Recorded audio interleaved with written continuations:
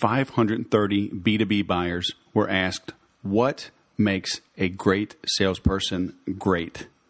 You'll find that out in this episode.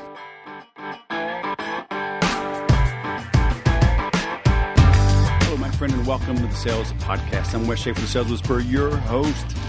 Today we have Deb Calvert. She's a co-author of Stop Selling and Start Leading, How to Make Extraordinary Sales Happen, the buyer-based blueprint for increasing your sales. How you like them apples, huh? As I mentioned on the intro, they had interviewed 530 B2B buyers and asked a lot of questions. But one of the things that was key that we do discuss is, what is number one? What can you do to affect change? What can you do to make an impact, to make that sale? So you are in for a treat. Now, what is one thing that you can do? How about two things? Number one, join us on the Implementors, theimplementors.com. It'll take you to our Facebook page, our group actually, and you can join for free, ask questions, engage. Let's build that puppy up. The more people that join, the more I can help for free. And then word spreads. I'll get some business so I can stay in business and keep giving away free stuff. The other thing that is not free, but it is worth it, is the Inner Circle. Check it out, please. Go to thesaleswhisperer.com. Click on the big button that says Inner Circle. Join us for a year, and I guarantee you're going to grow your sales. There's two options there. You can pay annually and save a chunk of change, or you can pay monthly. I get it. Sometimes money's tight. But if money is tight and you are in sales, you need to ask yourself, what are you doing wrong? Why are sales not generating the income that you want and need and expect? And I promise you, if things aren't where you want them to be, it's your fault. Yes, you can say the company doesn't give you what you need. The company won't pay for training. The company doesn't get you leads. Go watch Glengarry Glen Ross, right? These leads are crap. But you know the story. It's your job to make the sale, okay? Back in the day, that's what led to me becoming the Sales Whisperer, was that I took ownership of my growth. Yes, I would ask my company to pay for everything because I was a salesperson.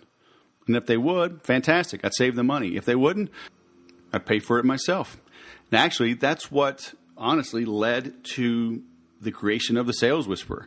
There was a guy in Austin, Roy Williams. I've spoken about him. I need to go study or do a couple of podcasts on his books.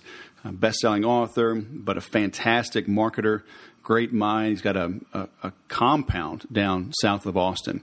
But his courses, they still are, but even back in 2002, 2004, 2006, his courses were a couple $1,000 or a few $1,000s, and they may only be 1 or 2 days. But once you attend one of his classes, you are considered an alum. And that means you can get everything else at half price. And so, his classes are thousands of dollars, and he had a sales trainer do a 12-week teleclass. And so I didn't have to go there. It was all remote, and it was only $600 compared to maybe $3,000. And the cool thing was, if you attended that, even though it was remote, you were considered part of the alumni, and you got everything else at half price. I was like, this is the deal. My company would not pay for it, so I paid for it. $600 back in 2000. I signed up in late 05. It started in early 06. I know I've told this story before, but it changed my life, changed how I sold. It gave me structure, and that structure is what eventually led to me becoming the Sales Whisperer, right? Starting this business. I became a licensee of that guy. Steve Clark, I had him on a previous episode a couple years ago on the Sales Podcast. Great guy, smart guy. He got me into Dan Kennedy's direct response marketing. Really helped me understand that I'm not crazy, right? Maybe I am, but it's a good crazy. All because I invested in myself. So what are you investing in? Toys? NFL, end zone, red zone, whatever the heck they call it. The HBO and Cinemax and whatever. Good grief. How much can you really watch? How much can you numb yourself? So invest in yourself, okay? Come hang out. Every single week I do a live video call. Get a workbook. You can ask questions in the group during the week. Get my engagement. Got another little bonus. But you got to sign up or at least give me a call and we'll discuss. But check it out, thesaleswhisperer.com. Click on the big button for the inner circle. Now let's bring on Deb. Deb Calvert. Are you really from Peculiar, Missouri? Is that what I read on your LinkedIn profile? That is correct. I know it's an odd name for a city, but that's where I'm based these days. All right. So we have a cool author from a peculiar city. All right. Well, welcome to Sales Podcast. How the heck are you? I'm excellent. Wes, thanks very much for inviting me. It's an honor. So, all right. You got me curious here because we were talking just before we hit record. I've got your book here. Thank you very much. Stop Selling and Start Leading. And we will link to that. StopSellingStartLeading.com. I've been a salesperson for 22 years. Am I a leader? Are salespeople leaders? I thought we were like just coin operated, greedy, money grubbing, carpetbaggers, snake oil salesmen, get the money and run people. But now you're saying we can lead too? Yeah, that's the problem, is that's how people perceive us. And it's unfortunate because the majority of salespeople I work with as a coach, they're nothing like that. But they feel like they're supposed to be like that, or they misunderstand, or they get fed up with buyers treating them like that. So they lose sight of the fact that, yes, they are, and they can be, and they can fully realize their potential as leaders. So, all right. So you talk about they lose sight because they get beat up by prospects. And, there's always two sides to every coin, right? Because we always hear, how do you know that a prospect is lying? Their lips are moving. And the prospect says, how do you know a salesperson's lying? Their lips are moving. Yep. So why do buyers and sellers hate each other so much? It's the fundamental difference between stereotype A and stereotype B. None of us is being fair to anyone else, but we have our guard up. We have our defenses up, and it's a high-tension situation. It's been set up as a win-lose paradigm, and it works against all of us. I think one of the nice things about being able to step out of your sellership and into your leadership is that you no longer have to operate within that paradigm. You get to make a choice that changes everything. So you're saying I have a choice as a salesperson. I don't have to be pushy and greedy and money grubbing, and I can still put food on the table? That's exactly what I'm saying.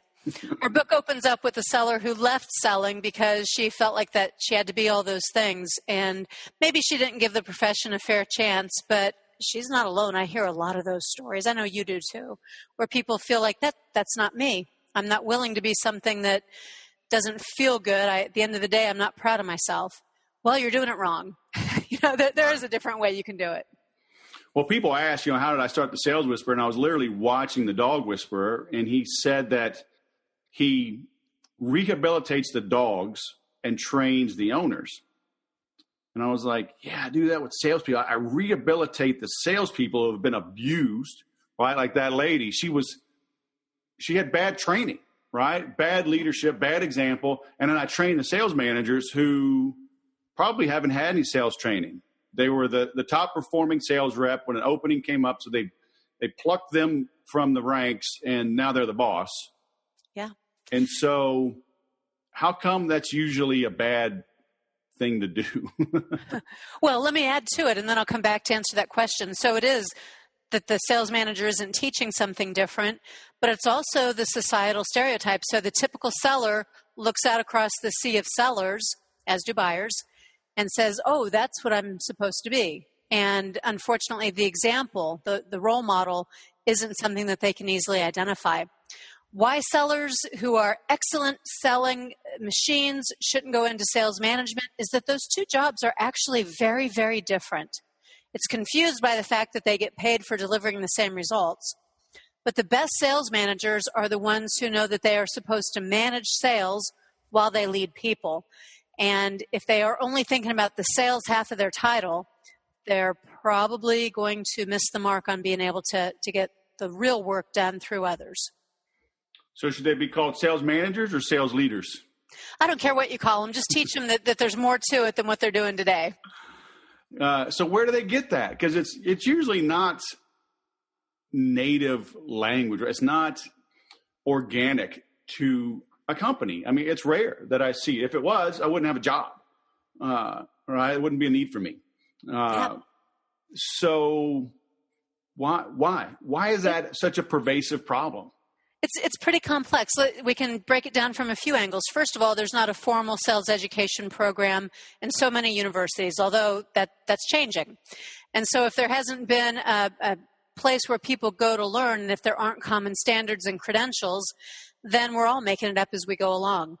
And that means that whatever happened in your organization is what continues to happen in your organization as you go up the ladder without any support, because two things: as soon as somebody says, I'm going to get you some sales management training or some sales training, the immediate response is, whoa, fear of vulnerability, risk of exposure. I've never had training. This is scary. And the thing that comes out is, yeah, but how will we make sales? You take us out of the field, we're not going to make the numbers. What do you want? You want us to make the numbers? Or you want us to go away and be trained? And it deflates the opportunities really quickly. Right. And it's, the old adage, I don't know if it was Abraham Lincoln or Confucius, I don't know. These things propagate. But, he said if I was given, 8 hours to chop down a tree, I'd spend 6 hours sharpening my saw. Yeah. I think that's good advice. We'll call that either Stephen Covey or Wes Schaefer said that. I'll take credit for it. There you go.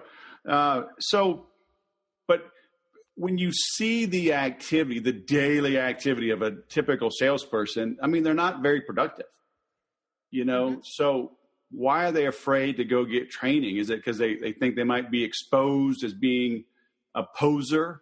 And so they're not open to that, or sales, even sales management, I guess they feel like, well, it's my job to train my salespeople. So they're not open to outside training either. I mean, how do we remove the stigma of getting help? Yeah. We let people know that whatever help that they're going to get is directly related to what help they need. So one of the things that I do is I survey. Before I go into a sales organization, even though I have programs, I survey the organization. I find out what the sales managers believe the needs to be. I find out what the salespeople believe their own needs to be. Whenever possible, I also do a little field observation. And I have a very good sense of exactly what the needs, the gaps are, and exactly what they're doing well. Then the training can be highly relevant to what they need, and they have buy-in. They've helped to inform and to shape that training. This is not a complete solution. It gets us part of the way because there is still some resistance. There's still some fear of exposure. There's still some, hey, when I get out of training reality that I'm going to have to go back and now make up the time that I lost to catch up on all the things I'm juggling, many of them not even sales related. So it's a myriad of issues, and sales managers don't necessarily know how to reinforce training, nor do sales directors when sales managers receive it. So it's a very big question that you're asking, and there are many, many things that have to be done to turn it around. Why does everybody think it can be done in a day or a weekend? Hey, do you have a boot camp? Do you have like a weekend workshop? Do you have like a Wednesday night, Thursday day kind of thing? We just get in, get out, like just make us really good. Yeah, and when you get there, you're going to actually be asked again to reduce the time or to have longer breaks so that people can be out making a few sales calls here and there. Why do they think it? Is because that's what they would like to believe is possible, and because there might be some folks out there who try to pretend that is possible, and so that only raises the false hope. Wouldn't we all like a shortcut? I'd like to go to Harvard and get an MBA, but I'd like them to do it in 2 weekends because that's all the time I have too. Yeah. So what do you tell them? I mean, how do you break that stereotype? Because nobody wins in that scenario. As a consultant, you don't win. Salespeople don't win. The manager doesn't win. I mean, even if maybe you can do a 1 or 2 day boot camp to kick things off, but I mean, it needs to be weeks and months, realistically, of reinforcement training to build that new habit. But, Are you just looking for people in massive pain, or can somebody, if somebody's listening to this and they're like, yeah, we need that, like how can we arm them so they can go up the chain and say, look, let us get this help? Yeah. Let's figure out what the outcomes are. Do you really want to just have a workshop and check it off the list and say you did something? Fine. Have your 2-day workshop. Or do you want to affect some kind of change? Let's do the surveying. Let's get the research. Let's find out what those changes are. And now let me work with you. We can make some changes. We can. I just lost your audio, Deb. Okay. Did that change anything? There you go. You were on a roll. All right. Where did I leave off? It was just a second or two, but. All right. So people have to say what they want. Do they want change? If they want change, they have to invest time on the front end. Doesn't have to be 4 days in a row. It can be 16 weeks of webinars in a row. Let me give you a little manageable chunk. Go out and practice that. Let's do some one-on-one coaching in addition to the group webinar. There are a million different ways to come at this if people are serious about making change happen. Right. Now, you talk about surveys and field observation. The average salesperson and sales manager is going to be terrified of being observed.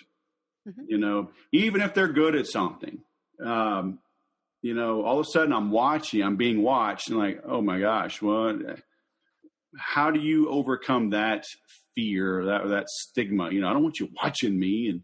And, because usually people feel like it's Big Brother, right? You're not here to help. Deep down, you're a covert agent, and the company's trying to downsize, and you're just looking for who to fire. I mean, that's probably what's going through most people's mind. How do you put them at ease from that? Yeah. They have to be able to trust me just a little bit so that we can have an opportunity for me to explain what's happening. And then we get out on that first sales call, and they see that I'm serious. I'm not making faces. I'm not scribbling furious notes. I'm not judging something at the end of the sales call. I'm just asking questions. I'm asking them what they want to accomplish and what success looks like for them and what do they want to work on. And because I have coached so many people, I can give them plenty of references and testimonials. My first book is all about 10 years worth of field coaching. So I guess with me at least, people feel a little safer. But whenever I send coaches out from my team or whenever I advise people go find a coach, I tell them the very same thing. You're in control. You're going to get from this experience what you're willing to put into this experience. Don't make it a waste of everybody's time. I carry a ruler, and I hit them on the knuckles when they say the wrong thing. But you sound a lot much sweeter and nicer than me. Hey, if that's working for you, then. Like, what did you just say? You better ask for that order. Oh. Isn't that the hardest part of coaching, though, is not jumping in when you want to say something or see something different? Like, how'd I do? I love it. I'm out and about and, buying a car, buying whatever, anything. And then they're like, oh, and then what do you do? I'm like, well, I just want to keep it short, right? And it depends on my mood, too. But I'm a sales trainer. And I just kind of look at them, and they'll be like, oh, how'd I do? Wes, I got to tell you, my husband won't go car shopping with me anymore. I'm on my own. He gets embarrassed. Because I don't wait for them to ask. I have my thoughts. Oh. We bought a riding mower this weekend, and fortunately it was a very, very good salesperson. So I had only good things to tell him, and he asked me a few questions, so it got nuanced. But I watched my husband back out. He didn't want to be there. Well, yeah. They say, or they'll tell me, like, do you have a tip for me? I say, yeah, don't give free advice. And they're like, oh, I see what you just did right there. But it's true. Right? Don't give unpaid consulting. But I digress. So, all right, you talk about the subtitle of the book is How to Make Extraordinary Sales Happen, the buyer-based blueprint for increasing your sales. What does that mean? What is a buyer-based blueprint? Okay, so this book, Stop Selling and Start Leading, it all started with research with 530 B2B buyers, verified B2B buyers, in a Qualtrics panel study. So we have very in-depth information. And we ask them about specific behaviors, the current frequency that they see their sellers that they already choose to work with. How often are they using these behaviors? So that gave us a baseline. And then we asked what would be the ideal frequency for every one of these 30 behaviors. And there's a giant gap. So what the current sellers, the ones who are already chosen, are doing, and what buyers would like to see, there's a lot of distance to cover there. Buyers want to see even more. And that gives us 30 very specific behaviors. We know how often buyers want to see them. Short version is much more often. And we can say, okay, sellers, if you want to be able to make these extraordinary sales like the ones you see examples of in the book, then here's what you do. You step into your full potential as a leader by adopting these 30 behaviors of leaders. 30 behaviors. I can't even count that high. Would 5 be better? Because we did group them into 5 practices of exemplary leadership. All right, good, because I was getting scared there. Okay. Well, Jim Kouzes and Barry Posner, my co-authors, have been doing research for over 30 years, and they've got this evidence-based framework, 5 practices of exemplary leadership. So it becomes easier. Right. Well, reminds me of Rodney Dangerfield in Back to School, when the teacher that really didn't like him, he says, on his final, he says, I only have one question. And Rodney Dangerfield goes, oh, phew. He's like, in 27 parts. So I don't want the salespeople to be scared, right? Or be, to run away because there's 30 things. But the reality is, I have a program called Make Every Sale. And, I tell people to make any sale, you must make every sale. And within that are all these little bitty sales. And I equate it to dating. If you decide you want to go to the club tonight, well, that's a big decision. A lot of things happen before you even go, right? You got to shower. You got to do your hair. You got to put on deodorant. Your shoes have to be cleaned. You have to decide what time to arrive. So, there's already 5, 6, 7 things before you even got to the club, right? So I don't want people to think that 30 is so much, but the reality is there's all these little nuances, that they're probably just overlooked. They don't even know exist. Yeah. And it's like, small hinges swing big doors, right? That's a good way of saying it. And not only that, but these behaviors, they're actually all easy. They're just choices. You already do them sometimes. There are probably not very many that you never did. And they're all just choices. You don't need special skills. You don't need to be born with some kind of innate abilities. You don't need for someone to tap you and say, you are now a leader. You just get to pick. And it's all about frequency, not even quality. So you're not getting into like NLP and how I should hand the ruler over with the left hand with the palm open while I wink with my right eye. It's not like that? It's somebody else's book. Nope, this one's simple. Whew, all right, good. All right, more. This is looking better and better. All right, I'm feeling good about this interview. So you're talking about what you just said. It always brings up the question, are salespeople born or are they made? You hear the same question about leaders. And so we do know through research the answer to both of those questions. Is a salesperson born or is a salesperson made? And I know the definitive answer. There is not ever, in all of history, there never ever has been a single salesperson, not before, not now, not in the future. There will never be a salesperson who was not born. It's a fact. They were all born. They were all born. And they were all made. The very best ones made choices, and they decided what they were going to do using whatever natural abilities and talents and characteristics that they had. They knew how to leverage those, and they knew how to go out and get the ones that they didn't have. And they are self-made. That's one of the best things about a sales profession is you get to become what you want to become. What would you say to the salesperson that says, I know I have to get better and there's some training that I want, but, my company won't pay for it? Yeah. Invest in yourself. Buy a book. Listen to a podcast, not just once, but find the podcasters like Wes that you really enjoy listening to and make it a routine habit and pay attention to what they're saying and what the guests they bring on might have to offer and pick the pieces that are going to make sense for you. And then someday decide to go to a conference, save up and go to a conference where you're really going to have like your mind blown, and you're going to be exposed to lots of other people who have ideas, and you're going to network with other sales professionals who have tapped into ways that they learn.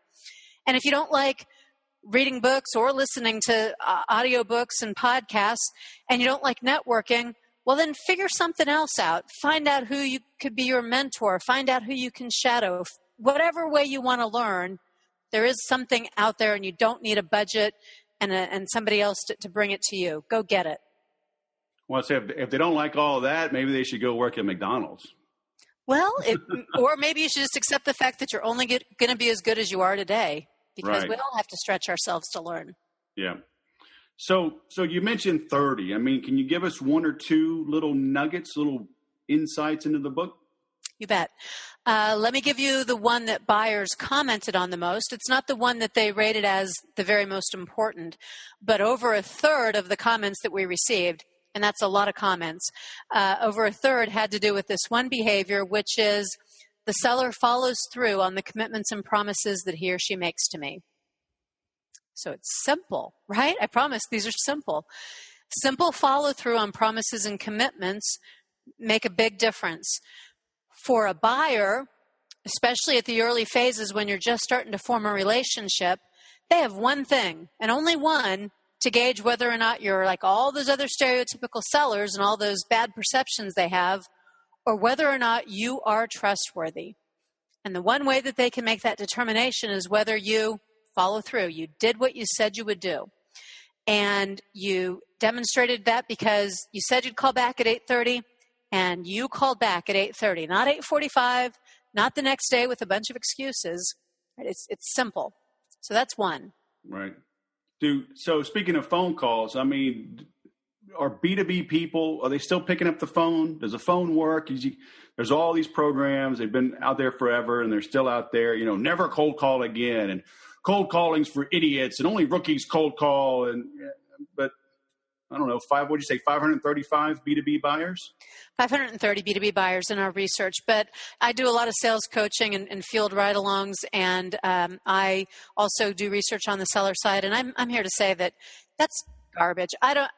You're going to have to use the telephone, and you're going to have to do some outbound prospecting if you want to succeed. Now, I understand inbound, and I believe in inbound to a point as well. I think that you ought to have a blend of both. Draw people into you like a magnet using inbound. Pick up the phone and call the ones who are showing interest, and let them know that you are, in fact, reaching out to them and extending your hand. Come on, let's do it. If you're not doing both, you're missing opportunities. There's just no way around that. Do buyers, do they want to be contacted? Because it is hard, right? There's receptionists, there are executive assistants, there's caller ID. It seems like people don't want to be contacted, but on the flip side, it seems like I'm seeing salespeople give up, and so maybe these buyers aren't being called as much as we think they are, and they might be more receptive to a call. Well, that's a really good point, but buyers do not want phishing expedition calls. They do not want irrelevant, meaningless drivel in their emails or on their voicemails. They want someone who is there to offer real value. They want someone who's going to create an experience that in and of itself, before a product ever enters into the equation, that person brought value to the table. And the way an individual brings value to the table is by asking questions that make you think, by shining a light on something that can help you achieve whatever it is you are supposed to achieve in the work that you do. So we can differentiate ourselves from lots of salespeople just by being more purposeful in the questions we ask and in the role that we play, that of a leader instead of a seller. And I know, because buyers told us, they are much more likely to take a phone call and to accept a meeting from a seller who demonstrates these leadership behaviors versus the majority who do not, who only make half-hearted attempts to connect with people. So you mean the old, hey, Deb, this is Wes over at Widgets and Ball Bearings, Inc., and I'm just calling to learn a little more about you and your business, and how many ball bearings you have in your company chairs. So, yeah, that would, it'd be great if you call me back. Is that not a good voicemail to leave? No, that gets you nowhere. I don't think the buyer even made it through that whole voicemail. And then worse, don't exacerbate the problem by writing the email that says, "Hey, you didn't call me back. I'm just checking to see about your ball bearings." I get so many. Oh my gosh. Me too. Especially LinkedIn messages, emails. I mean, that seems to be the new thing. They just pepper you with emails. Hey, just getting back to you. I'm like, am I obligated to reply to you? I don't understand. Oh, well. Values, the whole notion of value has been lost. And I blame to some extent Salesforce enablement tools that don't help people keep the focus on value. Back in the good old days, I'll date myself a little bit here. Back in the good old days, before we ever knew what a CRM was, when I still used just a Rolodex and my own self-created spreadsheet because I didn't have a computer, and I was tracking things, I always knew exactly what it was that someone gave me a little clue about what they valued. Either I'd seen some article in the newspaper, or I'd heard from some referral what was going on, or I'd done a little bit of research about their business and I knew what kinds of things they were caring about this year. We're not doing that work. We hear messages like, hey, it's just pure persistence. 18 calls, and on average, you'll get through, and then you'll wear them down in 18 calls. Well, those messages are false. As much as I like all the tools, the technology that's out there, if you've lost sight of the human-to-human connection and the value that's in it for the other person from their perspective, you're out. Yeah. Well, and, I have to defend these tools. No, I like the tools when they're used well. Yeah, yes. But salespeople are just lazy because I take copious notes, right? If somebody mentions they like NASCAR and red wine from a box, right, I'm writing that down. Mm-hmm. I mean, I'm going to remember that. And so, but yeah, that was a good thing. Pure persistence is not enough. I mean, that's a great one-liner right there because that's what it feels like. It's just brute force. They're going to try to reach these people, and then everybody's tired and worn out. I don't want to pick up the phone, and you don't want to answer it. So let me tell you this about persistence. This kind of blew my mind. So we did the 530 B2B buyers in the study, and then we went out and we collected seller stories. So we just said, sellers, submit your stories of your own personal best in selling. Wide open. We didn't talk about leadership. We didn't talk about behaviors. We just asked that question. Tell us the story of your own personal best in selling. And then we mined through the stories. We combed through to see which behaviors were showing up. And the behaviors of leaders did, absolutely. That the extraordinary sales that are talked about in the book are because those behaviors are embedded. But sellers, by and large, didn't understand. They didn't connect the dot between, I did this, and that's why I was successful. You know what they said instead? They said, because I was blank, I was successful. What do you think the blank is? Persistent. You bet.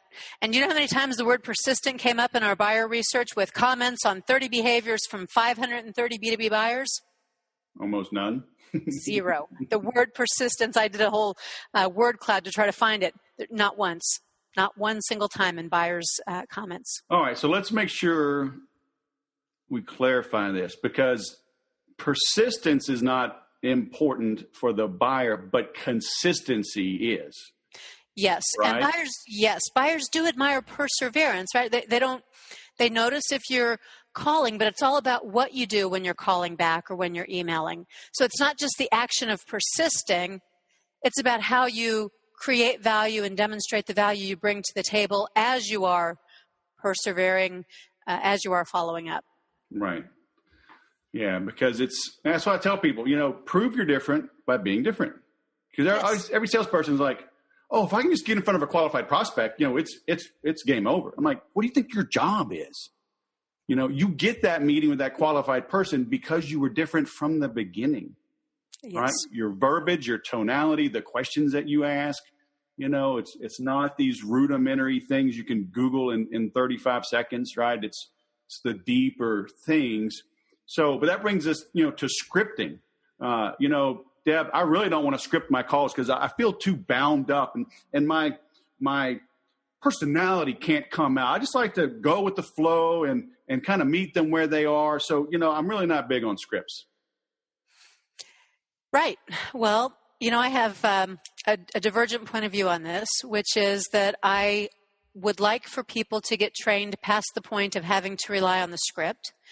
But I always want people to have bullet points, and I always want them to have backups so that they don't flounder and fumble and make stuff up. And this also depends on the industry that you're in, the complexity of what you sell, and in some cases, the compliance, the regulations of an industry that you might be in. Scripts by themselves, with or without them, they do not make or break the success of a salesperson. But for a new seller who has no idea what they're doing, a script can be a fine launch pad. It can be a great starting point because they don't know what to expect, and they do need to have some basis of what's worked for others. So a professional, proven script is not a bad thing, but it's not the only thing. And we want people to develop their skills that go beyond the script too. That's how I look at it. Absolutely, yeah. I agree 100% because you got to give them something to start. And then, because I believe, the overall structure, like you said, that remember there's a human being on the other end. Mm-hmm. But human beings, we're very predictable people. If I compliment you on your office or your hair or your painting, you like me. If I insult you and like, oh, that color doesn't work with you. Oh, your skin tone, you'd be like, who's this guy? Why? Yeah. Next, like, how quickly can I get away? We're very predictable. And if I call, hey, Deb, how are you? You're going to be like, okay, I don't want Here's another salesperson. I'm out. Yeah, that's how we're going to react. So even that simple of a script versus non-script, you got to know because it's going to elicit a guaranteed response. What I think is that people don't really dislike the script. They don't dislike using a script. What they dislike is feeling like they're going to sound scripted. Right. So to me, the answer is work on it. Get to know it. Make it your own. Be natural. It's a skill to be able to read something and follow along with something that's already there for you and still have yourself coming out in it, your personality coming out in it. The things are not mutually exclusive. Right. Yeah, I always ask people when they fight back, I'm like, how much money did Tom Cruise make last year? Or right, The Rock. From a script. Yes. Yeah, The Rock. I forget now because I haven't looked at it in a little while. It was like $63 million like The Rock made last year before. I'm like, what does he do for a living? He regurgitates a script, but he does make it his own, right? He owns it. And sometimes they ad lib, and sometimes there's something unexpected, and they catch it on film. And like, oh, we're going to go with that. So, but he was in the presence, the state of mind that he could pull in a little ad lib that fit, and it worked. But it was still within the confines of that script. So that's a good point, because we all use script. We're all, hi, Deb, how are you? You're going to say, fine, how are you? Those are scripts. They are. Those are hardwired. Hardwired, right? So it's like, if I tell salespeople, if you just open differently, you're on a totally different path from your competition. Yeah. Just right there. But there's still so much pushback. Ugh, why are we so stubborn? Well, we are stubborn because we have experiences and beliefs that shape our activities. And so to be able to peel it all the way back to the place where we have different experiences for people so they form different beliefs, that takes time. And that's what doesn't happen in the 2-hour workshop.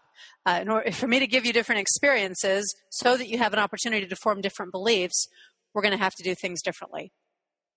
So how can I self-diagnose if I need your help?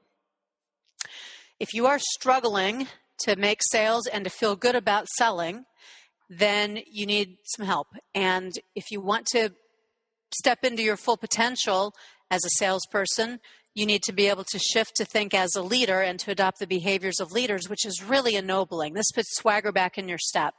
You need to read this book if you love selling but hate the work of being a salesperson, because something for you isn't fitting, and you need to get reconciled with what that is. And that's what this blueprint will help you do.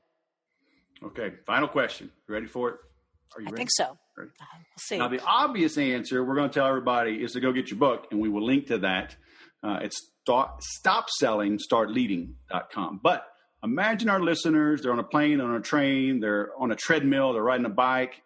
They can't do something right this second. But as a result of listening to this, as soon as they get to their desk, as soon as they get to their phone, what should they do to move the needle?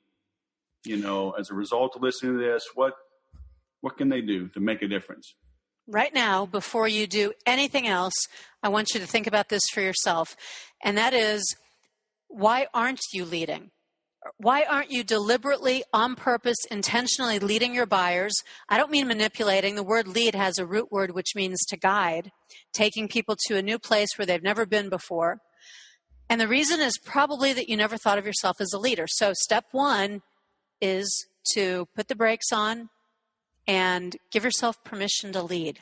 That doesn't mean top of the org chart. It means you have followers.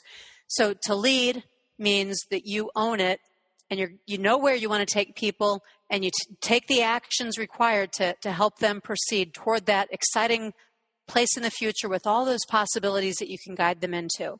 You got to start with working it out for yourself, the way that you think about yourself. Right. That's a good question. Why aren't you leading your buyers? Why don't you think of yourself as a leader? Mm-hmm. That's going to get deep if they're honest. I know. If you're listening to this, this is deep. It's okay. You're supposed to get uncomfortable. That's what great salespeople do, right? You want to know why this question matters so much, Wes? It's because, like it or not, know it or not, you already are a leader. And if you're not leading with intention, that means that people are following you to a place you do not want to take them. And in selling, the place we often lead our buyers is to that place where they've been with every other salesperson, where it's easy to say no, where it's easy to cut the call off, where it's easy to raise a price objection or some other thing that makes salespeople go away. So you're already leading. Why not be a little bit more intentional so you take people to the place you really want to take them? Yep. And that's where they want to go. Even tough buyers, they appreciate somebody taking control.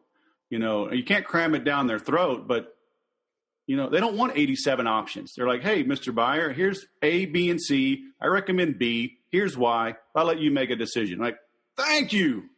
Thank you for eliminating 84 other choices. I can make a decision now. Yep. So. Yeah. And buyers want to have their imprint on that B too. So give them a little bit of opportunity to put themselves into it. And that way you've got the buy-in before you ever ask for the buy. Yep. All right. Deb Calvert, author of Stop Selling and Start Leading. Head on over to one day I'm going to get this right. StopSellingStartLeading.com. We'll link to that in the show notes as well. Head on over and get that. So this was not a peculiar interview. See what I did there? That's pretty good. I do. That's good. Right there. Bookends. All right. Well, thanks for coming on the show. I appreciate it and hope you have a great day. Thanks, Wes. You too. I hope it was not news to you that buyers do not want fishing expedition calls, but it is good to be reminded of that sometime. You need to be able to ask better questions. Our job as salespeople is to ask questions that they can't answer, because that's how we prove our competency. That's how we prove how good we are. That not only did we ask the question, we were smart enough to ask a question that they don't know, and they assume that we have the answer. Now, that better be a correct assumption on their part. You better know what the heck you're talking about. But again, you prove your competency by the questions that you ask. Think about it if you ever had to hire an attorney, or you go to get a new accountant, or you go to the doctor. They do not diagnose just by looking at you. They don't prescribe. They don't make a recommendation. They ask a bunch of questions. Then they determine if they can help you. And if they can, then they make that recommendation. Then they give a diagnosis. Then they write the prescription. Salespeople run around with prescriptions in their hand. The prescription is me, right? And it's wrong. Even if it's right, it's wrong. Because of your approach, your style, you rushing into it, you're going to turn people off. So have the commitment to follow through, to stay consistent. Okay? Have the professionalism to think of good questions ahead of time, research the competition, research your prospect, know the industry, know the problems that they have, and then don't just go tell them that they have problems. Ask them how things are working out. And if you practice, drill, and rehearse, like Tom Hopkins said, many years ago and on the sales podcast earlier as well, if you practice, drill, and rehearse, you'll get good at it. The problem is you can't practice, drill, and rehearse alone. Maybe you can, but you are not very effective. You are not as effective as you can be, which means you're literally betting your paycheck on your ability to practice, drill, and rehearse alone. So stop practice, drilling, and rehearsing alone. Join us in the inner circle, would you? TheSalesWhisperer.com. Click on the big button. Okay? One more ask, and I'll give you some free stuff. If you subscribe to the podcast, go to iTunes or Google, leave a 5-star review, take a screenshot and send it to me. I will send you a copy of my sales training flashcards, 51 pages covering the toughest objections and how to address them and overcome them. I just updated it a couple of months ago. I've had this for years. I just added more to it, and it's yours just for spreading the word and letting me know that you did. Thanks for listening. I'll go sell something.